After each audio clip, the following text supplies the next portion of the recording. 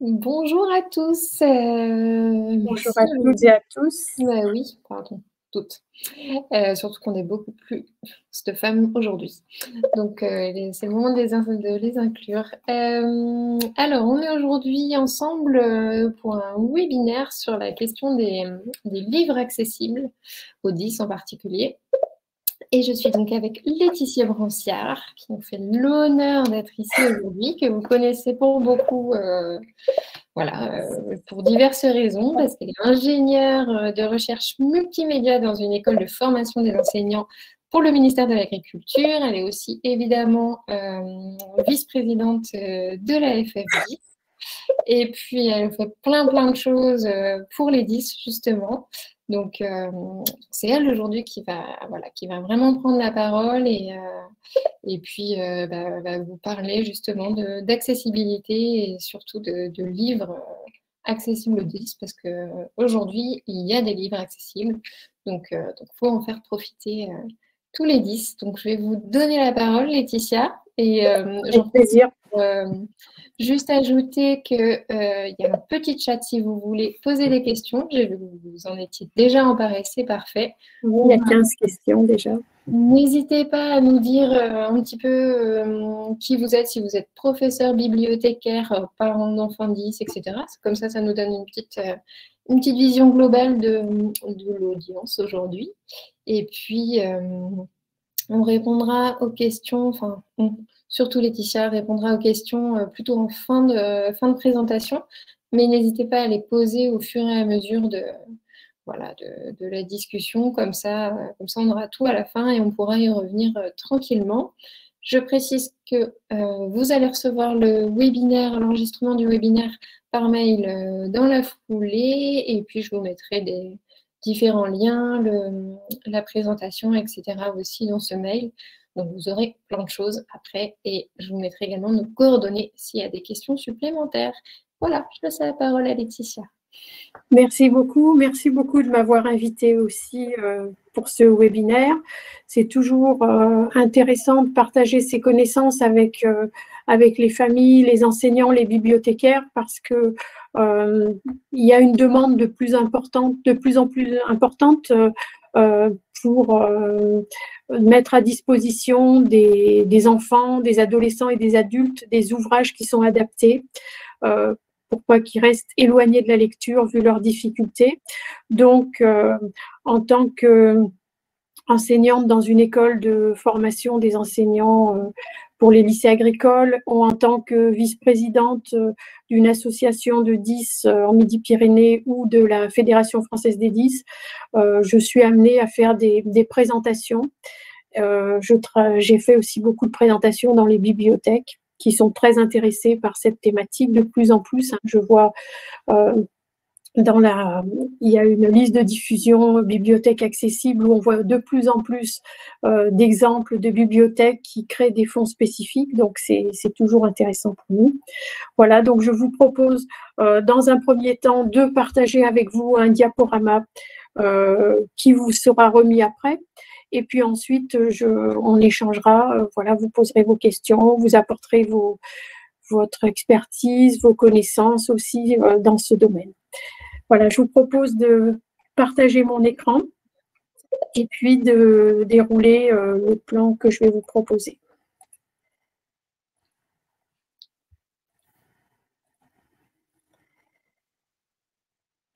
Donc, je vais partager mon écran.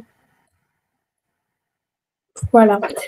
Donc, la thématique de ce jour, c'est des livres accessibles pour les 10. Et donc, je remercie encore Moby10 de m'avoir invité, puisque Moby10 est très sensibilisé sur cette question. On sera amené à en parler dans ce diaporama. Le plan que je vous propose, c'est le suivant. Je vais déjà faire un point sur les troubles 10 et les conséquences sur les apprentissages, notamment ceux de la lecture. Je vais vous présenter les règles d'ergonomie cognitive et d'accessibilité mises en place dans les ouvrages adaptés pour les 10. Je ferai un point sur les livres audio et les livres numériques pour suppléer à la lecture. Et je conclurai cette partie-là et on échangera. Donc, pour commencer, c'est important de préciser que l'accès à la lecture, l'accès à l'écrit dans nos sociétés, il est omniprésent. La maîtrise de la langue écrite est non seulement une nécessité quotidienne, mais aussi une des conditions fondamentales pour l'intégration sociale, professionnelle, culturelle de chaque individu. Et pourtant, une proportion non négligeable, environ 15% de la population d'enfants et d'adultes, rencontre des difficultés importantes pour l'acquisition ou la maîtrise de cette compétence. Et bien entendu, les 10 en font partie, on va le voir. Je vais présenter rapidement ce qu'est la dyslexie. C'est un trouble grave de l'apprentissage de la lecture et je vais vous présenter les conséquences directes sur la lecture. La dyslexie, donc, je vais parler de l'hypothèse phonologique et vous en donner une définition. C'est un déficit de la conscience phonologique qui se manifeste par une difficulté à manipuler les sons qui composent les mots. Les dyslexiques ont du mal à accéder à l'apprentissage de la lecture qui consiste à faire correspondre les graphèmes et les phonèmes. La correspondance entre lettres et sons, c'est ce qu'on appelle la procédure d'assemblage. Par exemple, si je vous dis B et A, ça fait BA. Voilà, on a mis en place un petit moteur dans notre cerveau qui a sonorisé ce regroupement de lettres. Si on ne parvient pas à faire cette association, ça entraîne des difficultés pour lire, décoder un texte, pour orthographier aussi. Les difficultés chez les dyslexiques sont particulières pour reconnaître certaines lettres, comme les lettres en miroir, B, D, P, Q, ce sont les mêmes lettres. Pour reconnaître la position d'une lettre, de la lettre dans un mot, il peut y avoir des inversions, lire AU pour na ou an, ou le contraire. Des mots irréguliers qui sont très présents dans la langue française, qui ne se prononcent pas comme ils s'écrivent, qui ne s'écrivent pas comme ils se prononcent. Monsieur, femme, monsieur, femme. Beaucoup de difficultés pour éviter les substitutions, les inversions, comme cassette, casquette, par exemple. Et par conséquent, pour traiter le mot dans son unité. Pourtant, on sait que l'on ne peut accéder à la compréhension du mot que lorsqu'on a automatisé la reconnaissance de ces mots. Il faut les avoir stockés dans son stock orthographique, pouvoir aller les chercher d'un seul coup, sans avoir à passer par cette procédure de déchiffrage, d'assemblage des lettres et de sonorisation. Je vais vous montrer ici un petit film d'un jeune, Mathieu, qui a 15 ans, qui est en 3e, qui a des grandes difficultés pour lire, qui a une lecture du coup qui est lente, syllabée. Il est dans le déchiffrage. Pourtant, c'est un jeune qui a été pris en charge dès le CE1 et qui est en 3e, qui a toujours des séances d'orthophonie. Je laisse donc Faustine vous présenter. Elle m'a renvoyé à cause du sport. Il faut dire que je détestais le sport presque autant que l'école, pas tout à fait, mais presque. C'est sûr. Donc, on voit dans ce petit film que Mathieu découvre des mots comme s'il les voyait pour la première fois. Quand il ne lit pas tout à fait, c'est vraiment quelque chose pour lui de nouveau, d'extraordinaire. Et il est obligé de mettre en place justement cette procédure de déchiffrage-assemblage qu'il a beaucoup de mal à faire. Donc, la difficulté, c'est que chaque fois qu'il lit quelque chose, il n'arrive pas à mettre en place de la compréhension. Je vais vous montrer ce qui se passe. Et maintenant, c'est à vous de lire ce petit texte et de m'expliquer ce que vous avez compris. Voilà, si je vous posais des questions au bout de la 3e ligne, si je vous demandais de me répondre tout de suite, je suis sûre qu'il y a des gens parmi vous qui seraient en difficulté. Je vous fais lire un petit texte qui est extrait de l'ouvrage de Stanislas Dehaene, Apprendre dans la salle de classe, apprendre la lecture, qui est un ouvrage très intéressant, qui vous remet en situation. Ici, on vous a fait faire une petite régression de début de CP. On vous a appris à assembler les mots et à les sonoriser, à faire du décodage, assemblage. Donc, les dyslexiques, ils sont très souvent dans cette situation face à un écrit. Je poursuis avec des problèmes de dyslexie et de dyspraxie et je vais aborder cette fois-ci les théories visuelles. Je vais repartir d'une définition de la lecture comme un ensemble d'activités de traitement perceptif, linguistique et cognitif de l'information visuelle écrite. Le lecteur doit décoder, comprendre, interpréter les signes graphiques. Et la reconnaissance d'un mot implique donc un processus visuel qui repose sur la capacité à traiter précisément et simultanément toutes les lettres d'un mot à la bonne position. Donc, c'est une activité qui est complexe. Et pour les dyslexiques et certains dyspraxiques, on va le voir, elle est un petit peu compliquée. Par exemple, ici, je vous présente la façon, ce que représente comment on peut représenter la lecture de lecteurs rapides, moyens et lents. On s'aperçoit que le lecteur rapide sur une ligne fait 2 points de fixation et procède par bond comme ça et va lire la ligne et revenir rapidement sur la ligne en dessous. Le lecteur moyen, lui, va faire 7 à 8 points de fixation. Quant au lecteur lent ou au lecteur en difficulté, on va s'apercevoir qu'il peut aller jusqu'à 15 points de fixation par ligne et qu'il va faire des régressions. On s'aperçoit chez les dyslexiques que l'empan visuel est restreint et par conséquent, de nombreux déplacements de l'œil sont nécessaires pour traiter le mot dans son entier. Rappelons-nous ce qu'on a vu tout à l'heure par rapport au mot. Il faut qu'il soit traité dans son entier pour être lu automatiquement. Donc, il va y avoir dans ces cas-là des difficultés pour distribuer l'attention visuelle de manière équirépartie sur l'ensemble des lettres. Certains dys se perdent dans les lignes. Ils ont besoin de leurs doigts pour suivre ou de cache. Il ne faut absolument pas les empêcher d'utiliser leurs doigts qui va leur servir justement de point de fixation. Des difficultés pour identifier certaines lettres qui peuvent apparaître saillantes ou contrastées. Ici, par exemple, maison ou maison. Donc, sur 2 mots comme ça, vous n'avez pas trop de difficultés. Si je vous faisais lire une page entière comme ça, vous seriez dans un stress visuel important. Des difficultés pour se représenter l'espace de la page, par exemple, et de coordonner les gestes visuels et manuels. Ici, vous avez des représentations qu'on a demandé à un enfant de 10 ans. On lui a dit ce qu'il fallait représenter ici, en l'occurrence une maison à l'oral. Il la représente de façon éclatée comme ça. On lui a donné un schéma ici. Vous voyez, il a de grandes difficultés pour la représenter, comme en dessous pour représenter les figures qui sont dessinées.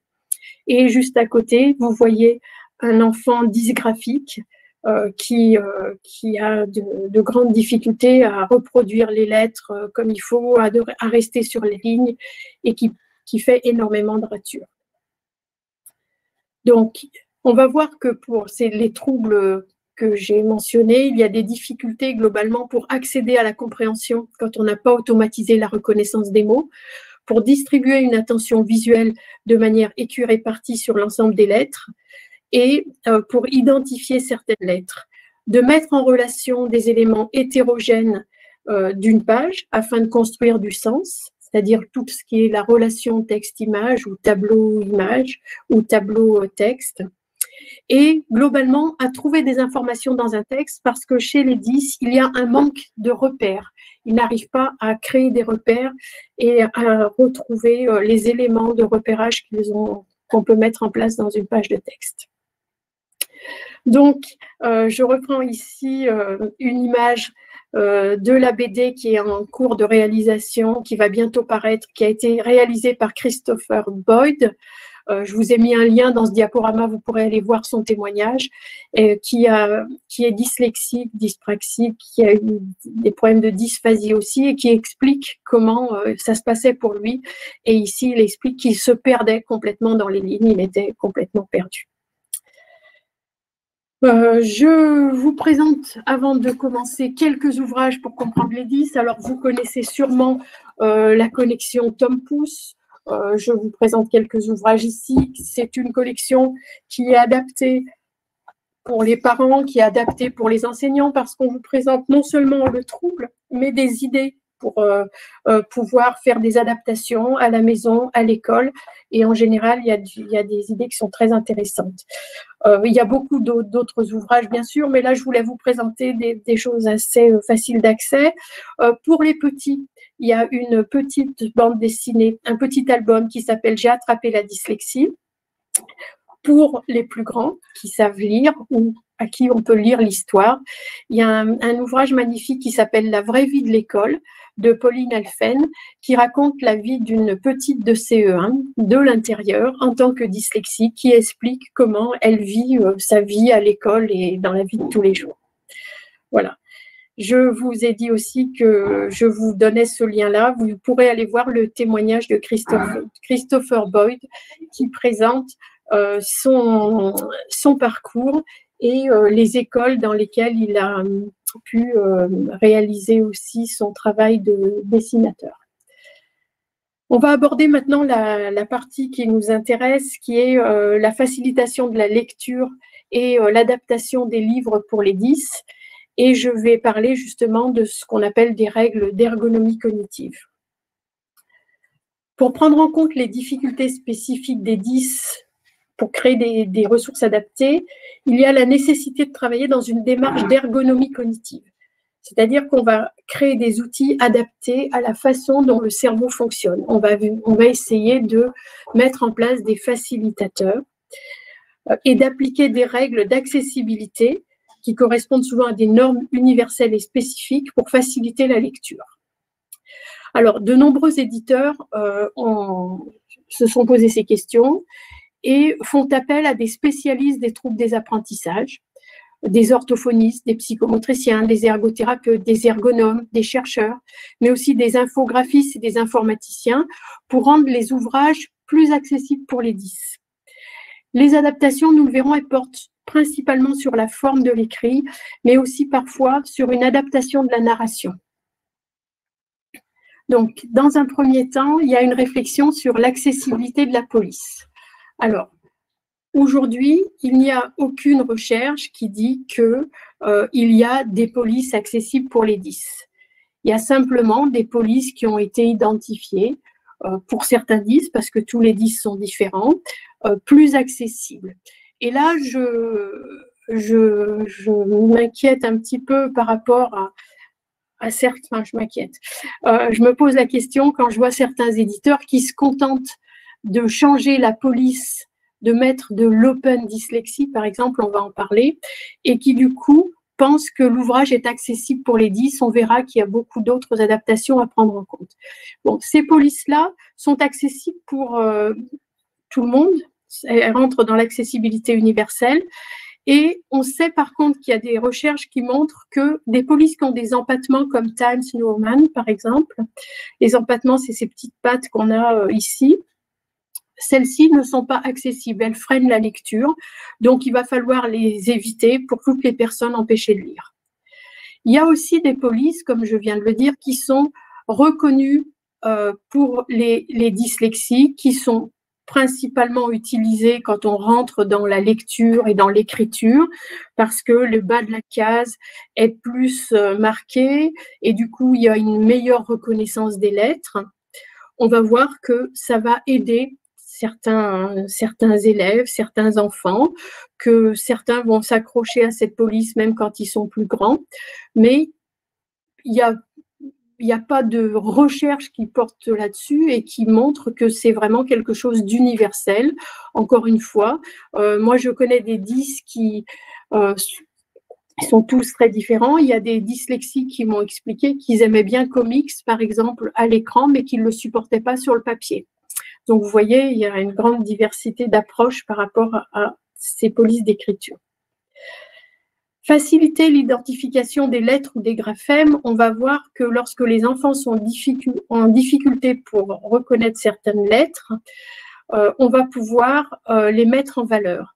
Donc, il y a des éditeurs qui ont travaillé sur justement les allitérations sur des lettres qui reviennent tout le temps qui vont revenir tout le temps dans l'ouvrage, qui vont être présentées, ou ici, comme chez Belin, par exemple, la collection Colibri, où les histoires sont centrées sur des graphèmes spécifiques ou sur des associations, sur des sons. On va reprendre tout le long de l'ouvrage un son. Pour chaque type d'ouvrage, il y aura une fois le S, une fois le on, et on va le reprendre tout au long de l'histoire de façon à ce que l'enfant le mémorise et automatise ce mot-là à force de répétition. Pour faciliter la lecture, quand on édite un document, il ne faut pas justifier les textes. Ça, c'est quelque chose de très important et pour le coup, il y a des recherches là-dessus qui montrent que c'est quelque chose qui est fondamental puisque si on ne justifie pas un texte, on va permettre aux dyslexiques de se repérer. Ils vont voir grâce à ce décrochage quelle est la ligne suivante. Et puis, d'autre part, ça ne générera pas d'espaces qui ne sont pas identiques au sein de la phrase. Il faut utiliser des interlignes suffisamment importants, 1,5 ou 2. Il faut, si on peut, surtout dans les livres pour les petits, générer des espaces entre les mots et entre les lettres aussi. Mais c'est très important, les espaces entre les mots, pour les dys qui collent les mots. Surtout, ne pas générer de césure. Pour un dyslexique, césu et re à la ligne, c'est deux mots différents. Et quand on sait qu'ils ont du mal à mettre de la compréhension sur une ligne, on va voir que là, ça va complexifier les choses. Pour distribuer l'attention visuelle, on va travailler sur la segmentation en syllabes. Donc là, je vous présente la méthode de Dominique Garnier-Lassec, qui est orthophoniste et qui a travaillé sur l'imprégnation syllabique avec l'opposition de syllabes colorées.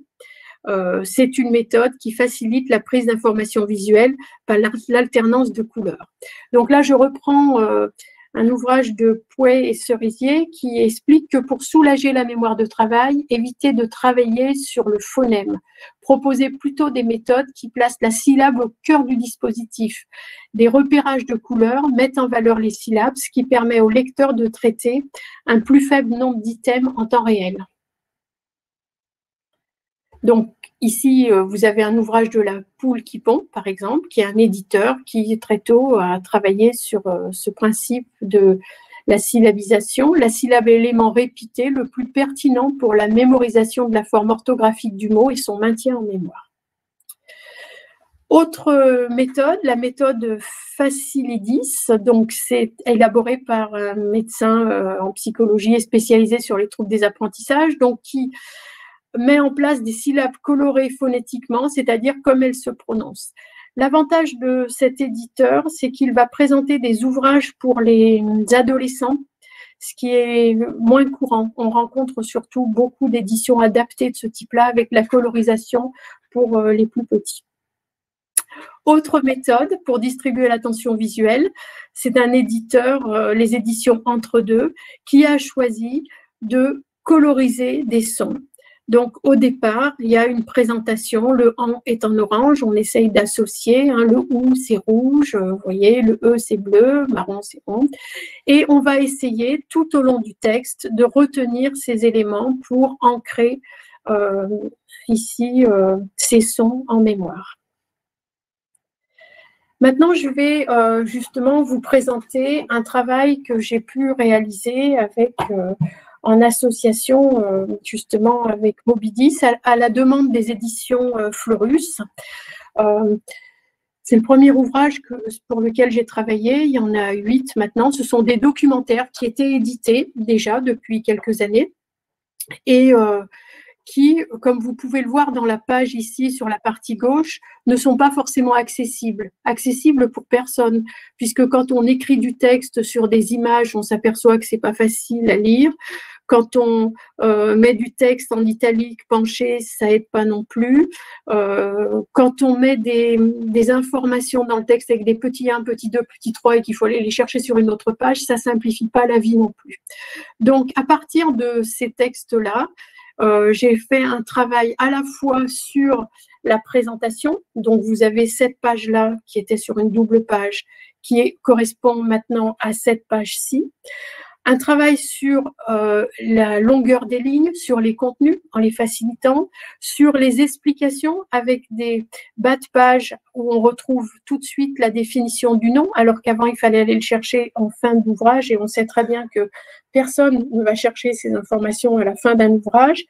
Et puis l'idée ici, c'était de créer des repères qui étaient identiques sur chaque page. Chaque fois qu'on allait avoir une présentation d'un dinosaure, on allait avoir sa famille qui était d'une couleur, son nom à lui d'une autre couleur, toujours surligné. On est sur un papier qui n'est pas blanc, qui met en valeur l'information. Alors la police qui a été choisie, je pense que c'est Open Dyslexie, mais j'en suis pas absolument sûre. Et en tout cas, c'est une police qui est accessible. Voilà, et donc il y a un travail spécifique qui a été fait dans ces documentaires, et je vous présenterai un autre ensuite, pour faciliter l'accès à la lecture. Les éditions Belin, par exemple, ont, eux, sollicité tout un panel de spécialistes, dont des chercheurs, et ont fait un vrai travail d'accessibilisation en réfléchissant, comme je vous l'ai dit, à la police, à la grosseur des caractères, à l'interligne, aux espacements entre les mots, à la mise en valeur des informations avec des lettres qui sont identifiées. Ici, c'est le A, par exemple, un rapport texte-image, et puis des paragraphes courts pour respecter la durée de concentration des disques. Donc, je vous expliquais qu'il y a à la fois un travail sur la forme, mais on voit aussi sur la narration et sur la façon dont elle va se dérouler. Alors, pour accéder à la compréhension, on a vu que c'était compliqué pour les 10. Il va falloir favoriser les lignes courtes. Et là, pour le coup, les recherches montrent vraiment qu'elles facilitent la vitesse de lecture et que pour les 10, c'est vraiment quelque chose qui va être aidant, parce qu'elles vont éviter le nombre de points de fixation et surtout les saccades régressives, c'est-à-dire revenir en arrière pour vérifier qu'on a bien compris le mot. Donc, pour travailler sur ces lignes courtes, on va s'apercevoir qu'il y a des éditeurs, donc comme Castelmore, par exemple, qui fait aussi des ouvrages pour les petits, mais aussi pour les 15 ans, pour les adolescents. Il y a tout un travail avec les procédés dont je vous ai parlé jusque-là, mais il y a aussi des phrases qui sont plus courtes sans que le texte soit dénaturé. C'est-à-dire qu'on va réfléchir, on va simplifier, on ne va pas faire des grandes phrases alambiquées, ce qui va être plus facile d'accès pour ces publics. Alors, l'histoire des lignes courtes, vous la connaissez bien, puisque c'est ce que vous retrouvez dans les revues. Si vous prenez Le Monde, par exemple, vous allez vous apercevoir que le texte est présenté en colonnes. L'idée, c'est de faire un point de fixation par ligne, avec des séparations. Pour les 10, on fait des séparations entre les colonnes, on peut les présenter sur des fonds colorés. Et ce découpage du texte va faciliter la compréhension. On va retrouver aussi cette présentation si on utilise des liseuses dans laquelle on va pouvoir mettre en place des adaptations avec peu de texte à lire par page. Pour accéder à la compréhension, il y a aussi des ouvrages spécifiques qui vont être rédigés avec une écriture facile à lire et à comprendre. C'est ce qu'on appelle le FALC. Il y a quelques règles qui vont être importante pour le FALC, c'est d'utiliser des mots faciles à comprendre, d'expliquer les mots difficiles, de faire des phrases simples et courtes, d'utiliser si possible le présent, d'utiliser des exemples de la vie quotidienne, des images, des pictogrammes pour aider à la compréhension, de mettre peu de texte par page et de commencer une nouvelle phrase à chaque ligne. Je vous ai mis le pictogramme du facile à lire et à comprendre, un éditeur Livre Access sur lequel vous pourrez trouver tous ces livres-là, le guide aussi de l'UNAPI sur ces questions-là, et puis Access Info, je vous ai mis un lien vers le site qu'a réalisé une orthophoniste qui présente des articles écrits en facile à lire et à comprendre, des actualités, mais elle présente aussi des ouvrages et des nouvelles. Je vous mets aussi une cartographie des bibliothèques qui proposent des fonds faciles à lire et à comprendre. Je vous donne par exemple un exemple d'ouvrage qui peut beaucoup intéresser nos 10. C'est le code de la route accessible à tous. Je ne sais pas si vous avez manipulé les uns et les autres des codes de la route, mais en général, ce n'est pas l'accessibilité qui caractérise le plus ces ouvrages-là. Et donc, c'était vraiment quelque chose d'important pour les associations de familles 10. La mise en valeur des informations et la relation texte-image est très importante dans les documents accessibles. Ici, je vous présente le documentaire de Fleurus Moyen-Âge que j'ai pu adapter aussi et qui, au départ, était présenté sous cette forme-là. Vous aviez d'une part un dessin et sur une page à côté la correspondance de tous ces numéros. J'allais dire, là encore, c'est à peu près juxtaposé, même si pour un dyslexique, ça ne paraît pas comme ça, mais c'est très compliqué à aborder. Mais dans la plupart du temps, comme dans le premier exemple de Fleurus que je vous avais montré, vous avez les numéros qui sont dans le corps du texte et qui sont reportés sur le dessin comme ça, et c'est impossible à retrouver. Donc, on peut tout à fait faire ce genre de présentation. C'est-à-dire que vous allez directement mettre des petites étiquettes et comme ça, on n'a pas à se poser la question de numéro 1, ça correspond à quoi? Vous avez l'information qui est directement accessible. Certains éditeurs ont travaillé sur la création de repères avec des couleurs dans le texte. C'est-à-dire qu'au départ, on explique que le loup sera en bleu, le petit chaperon rouge en rouge et la mère grand en marron. Et tout au long du texte, comme quand il va se dérouler comme ça, on va retrouver les informations en bord de marge pour savoir qui parle.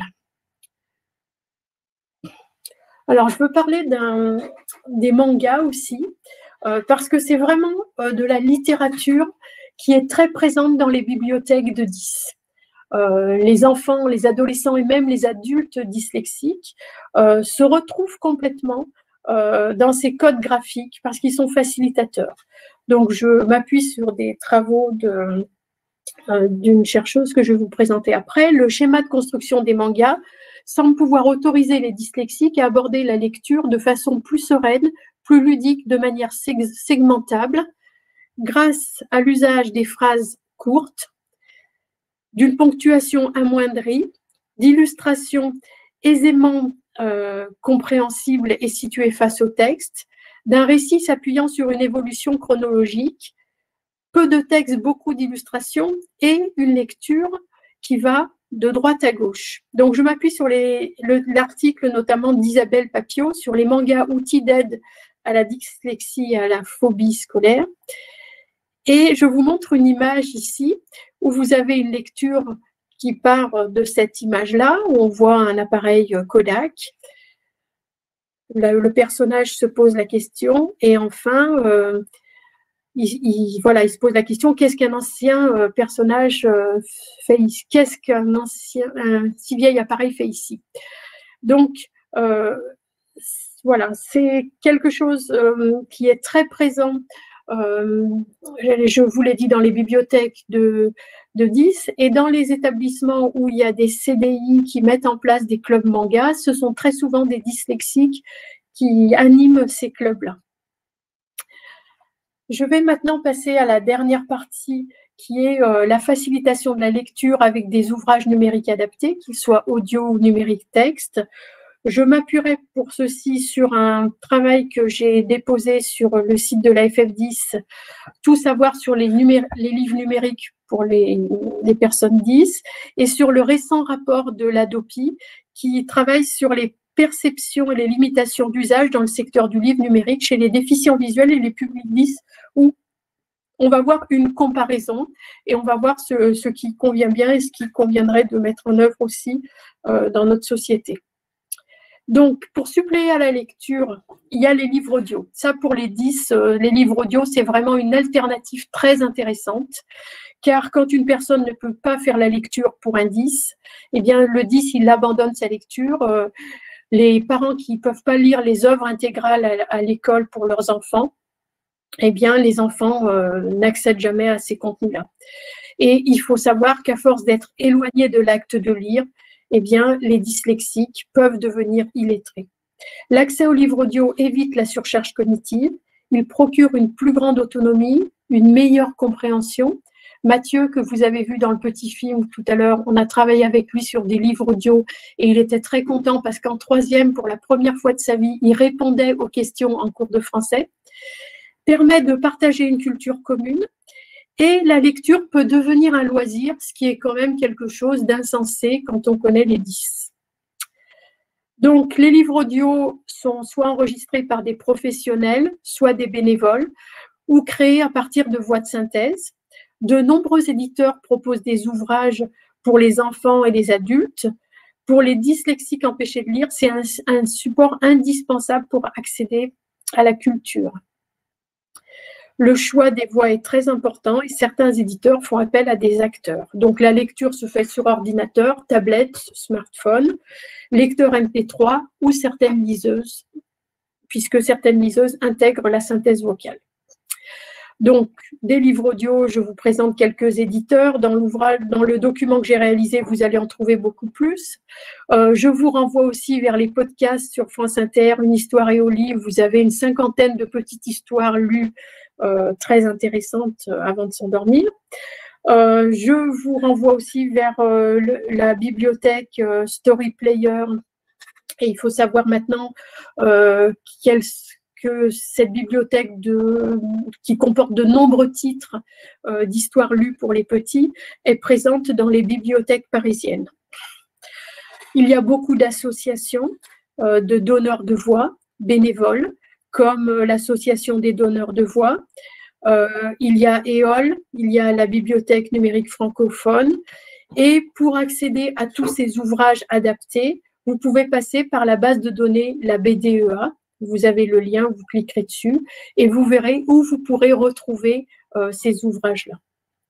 Pour suppléer à la lecture, il y a aussi les livres numériques qui sont des livres en format texte.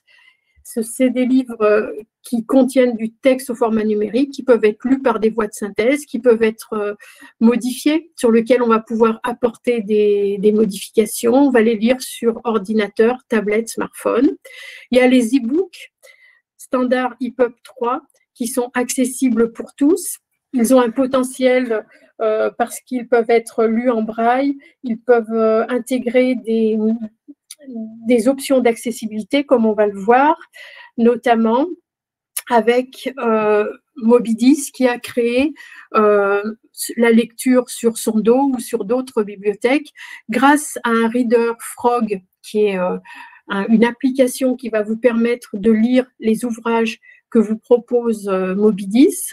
Vous avez des tas de possibilités d'adaptation. Vous pouvez coloriser les syllabes, vous pouvez mettre une règle de lecture, vous pouvez mettre des contrastes forts, vous pouvez mettre une synthèse vocale. Et ça, c'est le format e-book qui le permet et l'application qui a été réalisée. Donc, vous pouvez retrouver toutes ces infos avec le lien que je vous ai donné, à savoir que ces bibliothèques numériques accessibles ont été créées pour les bibliothèques, pour les associations, pour les orthophonistes. Et Apedis Midi-Pyrénées, dont je suis vice-présidente, est abonné à Locomo, par exemple, pour ses adhérents. Et du coup, je vous coupe juste 2 secondes sur l'audio. Alors, on n'est pas sur de la synthèse vocale, on fait appel à des narrateurs professionnels aussi. Donc, pour nous, c'était important justement de proposer des voix qui soient vraiment qui soient écoutables sur la durée d'un roman, aussi long soit-il. Donc, on fait appel à des narrateurs professionnels. Mais, tout à fait. Et si vous voulez des démos d'ailleurs sur le format Frog, je vous mettrai le lien après, vous pourrez aller regarder. Je vous laisse continuer. Merci pour cette intervention. Donc, il y a aussi les manuels scolaires. Ça, c'est très important parce que en tant qu'association, on est surtout sollicité par les familles, notamment quand un élève doit passer son bac et qu'il a 20 ouvrages à lire. Je vous mets ici le lien vers tous les organismes qui sont agréés au ministère de la Culture dans le cadre de la loi Exception Handicap, qui vous permettent, si vous pouvez faire la preuve de votre dyslexie, par exemple, d'accéder à des livres adaptés. Je vous mets aussi ici le Bookin, qui est un organisme agréé, qui vous permet d'avoir tous les manuels scolaires si vous en faites la demande à l'avance dans le cadre de l'exception handicap. Donc, pour conclure, et on pourra débattre après de ce que je viens de vous présenter très rapidement, l'accessibilité est un impératif de citoyenneté dans une société inclusive. C'est un véritable enjeu pour les personnes empêchées de lire. Aujourd'hui, différents acteurs sont engagés dans le développement d'une offre accessible pour tous, éditeurs, associations de personnes en situation de handicap, chercheurs, auteurs, ainsi que de nombreux bibliothécaires et documentalistes. Donc, je vous remercie pour votre attention. Je vous donne aussi l'information suivante. Pour la deuxième année, la FF10 organise la Nuit des 10. L'année dernière, c'était l'accessibilité pour les 10. Cette année, plus spécifiquement, on sera sur des livres accessibles pour les 10. Ça sera des interventions de 4 heures à 24 heures sur ce thème-là. Voilà. Pour ce qui me concerne, j'ai terminé. Je veux bien partager avec vous maintenant, échanger avec vous. Merci Laetitia pour toutes ces informations très riches et passionnantes. Et ça montre encore une fois ce qu'on disait au départ, qu'il y a vraiment de plus en plus de choses, de livres accessibles aux 10 et c'est tant mieux. Et on va travailler pour que ça continue comme ça. Du coup, je ne sais pas si vous avez des questions. Il y a eu quelques petits commentaires sur justement des conseils de lecture. J'ai vu passer un manga qui s'appelle La Rose de Versailles, qui apparemment est un bon départ pour une enfant 10. Donc, je ne sais pas si vous avez d'autres questions à poser à Laetitia. Profitez-en. N'hésitez pas, je suis passée très rapidement parce que l'idée c'était de garder un peu de temps dans cette heure pour discuter, donc n'hésitez pas. Alors, quand on souhaite développer un fonds d'accessibilité, quel type d'adaptation choisir? Alors, je crois qu'il faut varier. Aujourd'hui, il y a de nombreux éditeurs qui se sont penchés sur ces questions de l'accessibilité. Il faut avoir des fonds à la fois pour les enfants, parce que c'est peut-être, j'allais dire, eux qui vont être le plus en difficulté tant qu'ils sont en primaire pour rentrer dans la lecture. S'ils ont la chance d'avoir un accompagnement en orthophonie, ils vont pouvoir dépasser peut-être ces difficultés-là, mais il va falloir les accompagner avec des ouvrages adaptés et puis leur permettre, comme leurs camarades de classe, de rentrer dans la lecture. Donc, quand vous allez avoir des enseignants qui vont venir avec l'école dans une bibliothèque, ça serait bien de pouvoir présenter pour tous les élèves des ouvrages adaptés et pour ces élèves-là en particulier. Mais nous, on s'aperçoit dans les associations, et notamment parce que j'ai eu l'occasion de mettre en place 2 salons du livre 10, que la forte demande maintenant, elle est pour les adolescents. Parce que quand on est adolescent, on a toujours ces problématiques d'accès à la lecture. Et les éditeurs n'ont pas toujours compris, c'est-à-dire qu'ils pensent que c'est quelque chose qu'une fois qu'on passe en 6e, on a des compétences de lecture et ça ne se pose plus. Eh bien, pas du tout. C'est quelque chose qui dure très longtemps. Il y a des gens qui sont empêchés de lire toute leur vie. Donc, il faut aussi constituer des fonds pour les adolescents. Et ça peut être très intéressant, même pour les adultes aussi, de constituer des fonds faciles à lire et à comprendre. On s'aperçoit qu'il y a beaucoup d'adultes 10 qui se tournent vers ces fonds faciles à lire et à comprendre. C'est pour ça que je vous ai mis la carte des bibliothèques qui travaillent dans ce sens-là. Et moi, je vous dirais privilégier à fond le livre audio. Là, vraiment, c'est quelque chose qui est vrai pour tout le monde maintenant. Il y a 2 ans, je suis allée au salon du podcast à Paris. Et les gens qui se posaient la question des personnes empêchées de lire étaient très minoritaires. C'est vraiment quelque chose qui est accessible pour le plus grand nombre aujourd'hui.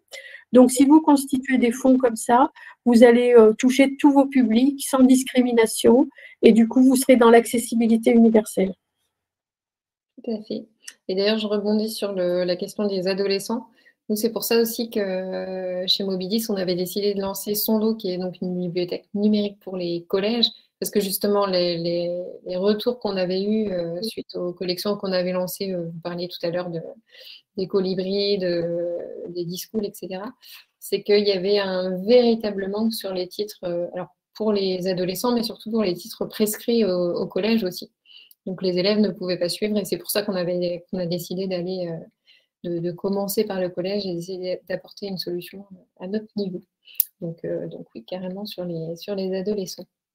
Alors j'ai d'autres questions.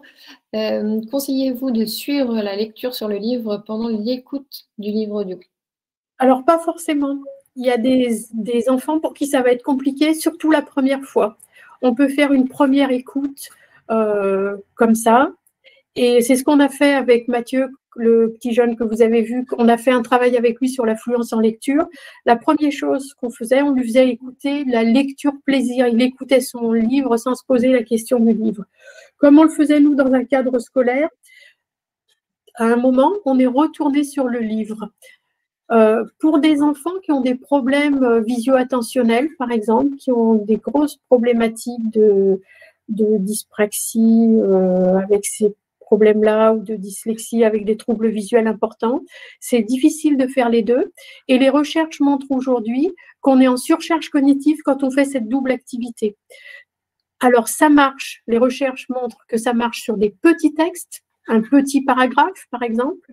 Mais si on devait lire 4 pages en écoutant et en suivant, ça serait difficile pour des dyslexiques qui n'ont pas compensé leurs difficultés. Alors, autre question. Les livres à l'école font l'objet de fiches de lecture à élaborer. Comment utiliser les livres audio dans ce but? Alors, je n'ai pas tout à fait entendu le début. Les livres à l'école font l'objet de fiches de lecture à élaborer. Comment utiliser les livres audio dans ce but? Pareil, on fait une fiche de lecture du livre audio. Moi, j'ai eu le cas avec justement la bibliothèque Son Locomo qu'on a mis à disposition d'un enfant de notre association. La maman m'a écrit qu'il avait une fiche de lecture à faire, qu'il n'arrivait pas à la faire, qu'il a pu écouter le livre, le voir aussi puisque le support visuel était fourni.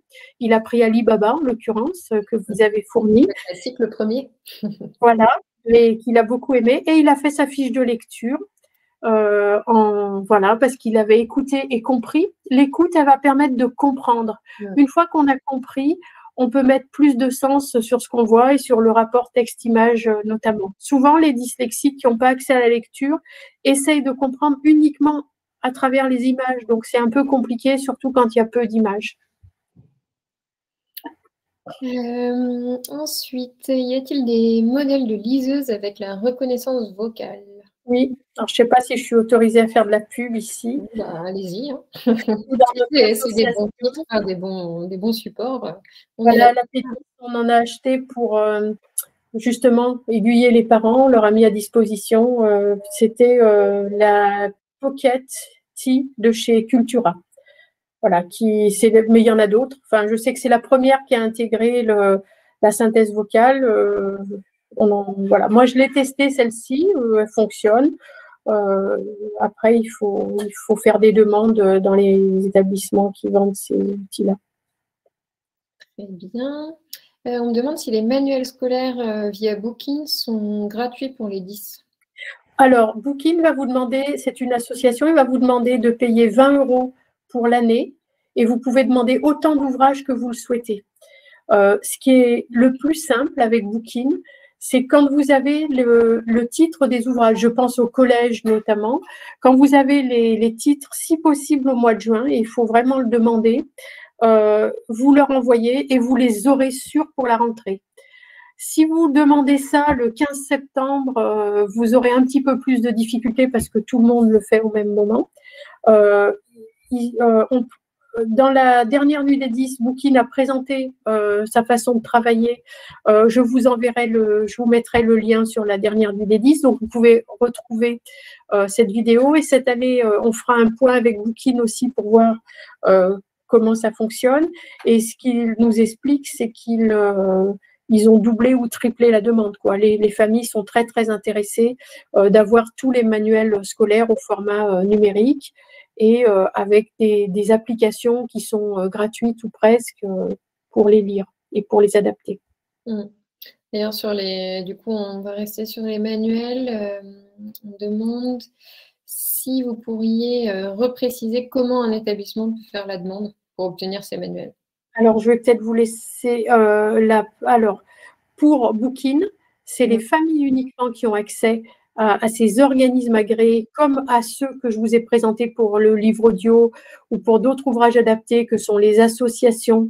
Et vous avez la liste des organismes agréés, ministère de la Culture. Il n'y a que les familles indépendantes, pour chaque personne concernée, qui doit faire la preuve de son handicap. Et la loi de 2016 étend l'exception handicap aux personnes empêchées de lire. Et quand je dis on doit faire la preuve, c'est un bilan orthophonique, un bilan orthoptiste, une déclaration sur l'honneur pour certains. Et du coup, vous avez accès à des ouvrages d'éditeurs qui sont remis gratuitement en format numérique dans une base de données à la Bibliothèque nationale et qui sont transmis à ces organismes. Maintenant, pour les collèges, ils n'ont pas accès à l'exception handicap comme ça. C'est vraiment un droit individuel. Là, il y a l'offre qui est proposée notamment par Sondo. Et je vais vous laisser la présenter. Du coup, nous, dans la bibliothèque Sondo, on a deux volets assez distincts. Donc, le premier, c'est la partie œuvre de littérature. Donc, c'est ni plus ni moins les livres prescrits en cours de français qui sont disponibles dans le format qu'on a développé qui s'appelle le format Frog, que Laetitia vous a rapidement montré tout à l'heure, qui est donc un format numérique enrichi d'outils d'aide à la lecture, donc que chaque enfant peut activer ou désactiver en fonction de ses besoins. Et l'autre volet de cette bibliothèque, ce sont les manuels scolaires qui, eux, sont disponibles dans un format audio. Donc là, on n'est pas tellement dans l'apprentissage de la lecture, mais vraiment dans de la compensation pure et dure. L'idée, c'est de pouvoir accéder au programme tout simplement. Donc, quand on a des problèmes de lecture, le plus simplement possible, c'est de l'écouter. Le plus simple pour un élève. Et donc, on travaille avec les éditeurs scolaires. Nous, je n'ai pas précisé, mais pour le coup, on n'est pas du tout sur l'exception handicap. Donc, tous les élèves ont accès à tous les livres et manuels présents dans la bibliothèque. Ce qui veut dire que, évidemment, c'est payant, puisqu'on rémunère les auteurs, etc. derrière. En revanche, il n'y a pas besoin de certificat médical, donc ça permet à un établissement entier de s'abonner, et puis ça permet aussi à tous les élèves d'utiliser le même support, ce qui peut parfois faciliter les choses, parce qu'on n'a pas toujours envie d'utiliser un support différent quand on a un handicap. Voilà, quand on a un handicap ou autre chose d'ailleurs, hein, mais voilà. On aime bien être plutôt dans le même moule, surtout à l'adolescence. Donc là, ça permet d'avoir tout au même endroit et accessible à tous par tout le monde, donc via l'ENT. Donc c'est voilà, pour l'environnement numérique de travail. Exactement. Donc, c'est vraiment simple d'accès, etc. Ça fonctionne sous forme d'abonnement. Donc là, pour le coup, on peut vous faire des devis sur demande sans problème. Je vous remettrai les liens aussi. Et on demande si c'est le même fonctionnement pour les associations. Oui, en gros, c'est le même fonctionnement. Donc là, pour les associations, c'est Locomo.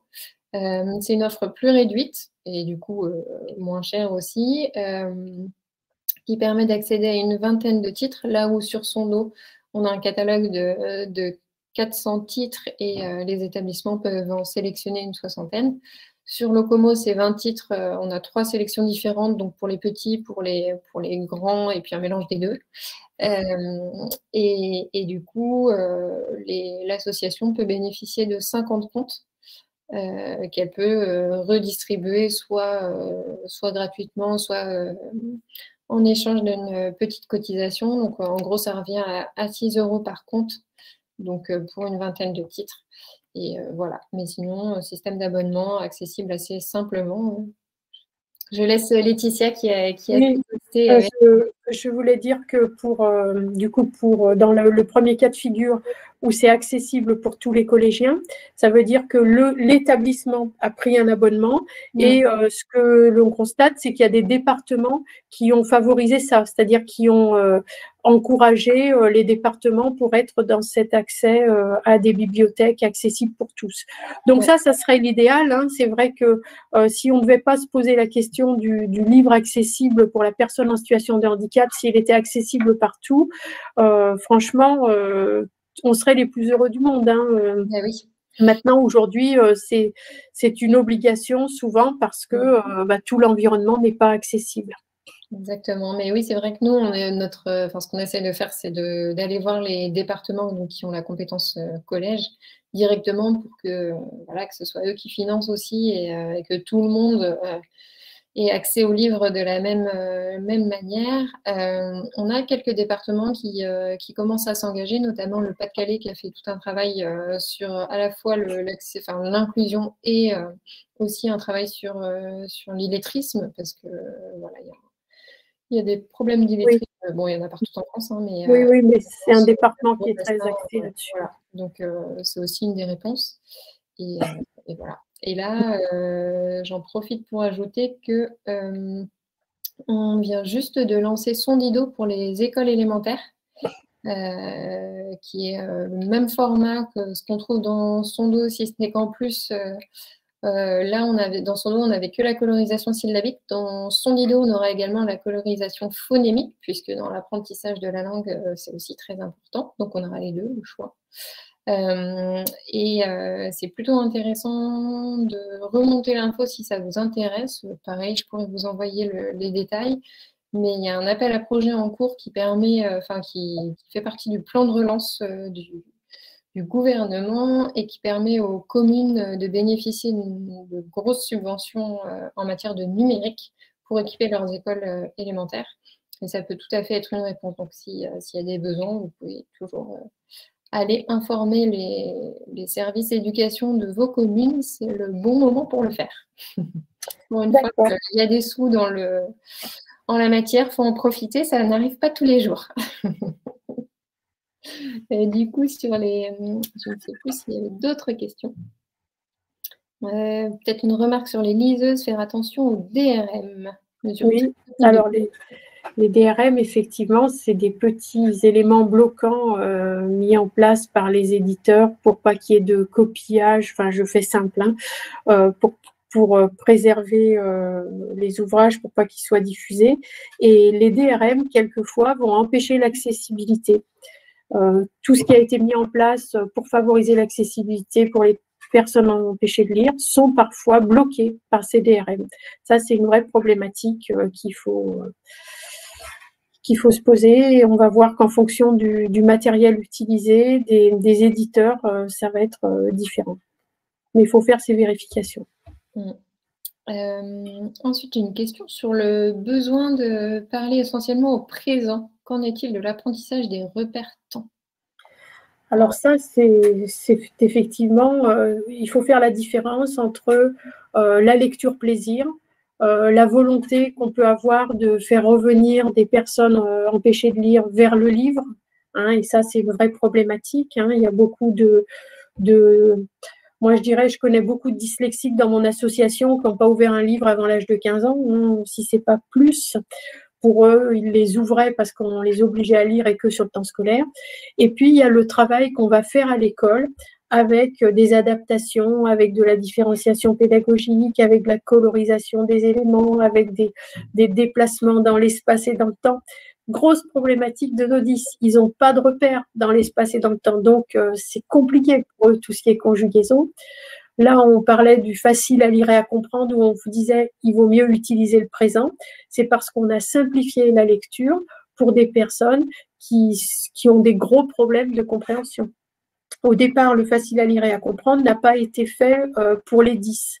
Il a été fait tout au départ pour des gens qui avaient des déficiences mentales. Puis petit à petit, on s'est aperçu que quand on facilitait l'accès à l'écrit, pour des gens qui étaient très empêchés de lire ou très éloignés de la lecture, ça facilitait les choses. Bien évidemment, à l'école, on va travailler sur d'autres temps que le présent. Bon, et ben, j'ai une dernière petite question.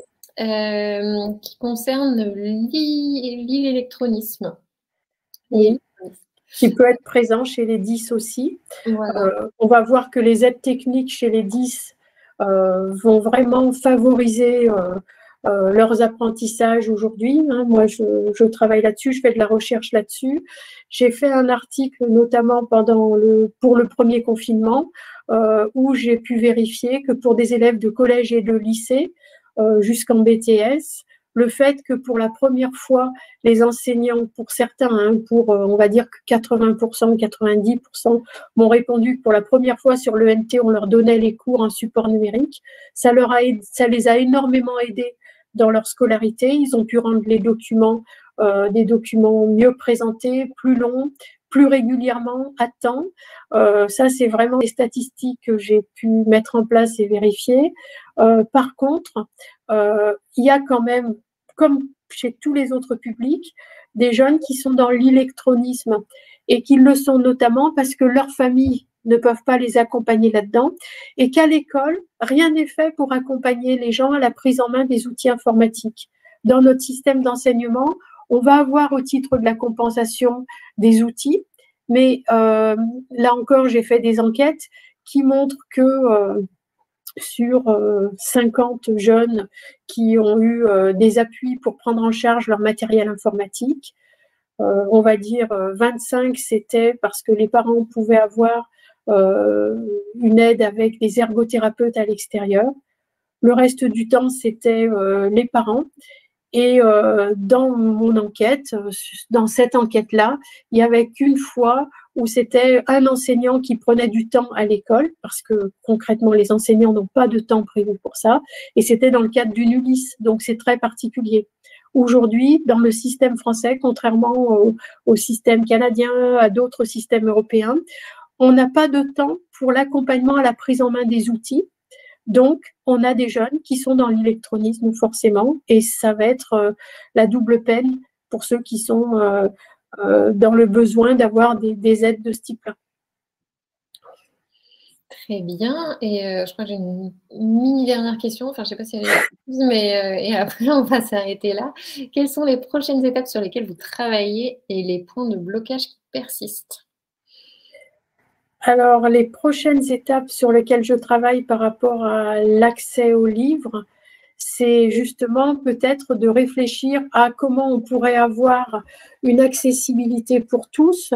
Je pense surtout, moi, aux livres numériques dans le cadre de l'éducation nationale. On a vu qu'à l'éducation nationale, pendant le confinement, il y avait eu la fameuse continuité pédagogique où plein d'éditeurs ont mis à disposition des ouvrages. Mais en fait, il n'y en avait aucun qui était accessible. Ils étaient uniquement lisibles sur des applications comme Vimeo, par exemple. Sur le web, on ne pouvait rien en faire.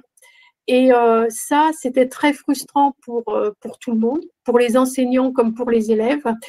Et aujourd'hui, si on pouvait avoir à l'éducation nationale, comme dans nos bibliothèques, comme au Canada, par exemple, toutes les bibliothèques ont maintenant une offre en livres numériques, en livres accessibles pour tous, et qu'à l'éducation nationale, dans les ENT, au lieu d'avoir des livres sur Internet qui ne sont pas manipulables, pas adaptables, on pourrait avoir ces outils qui existent nativement accessibles.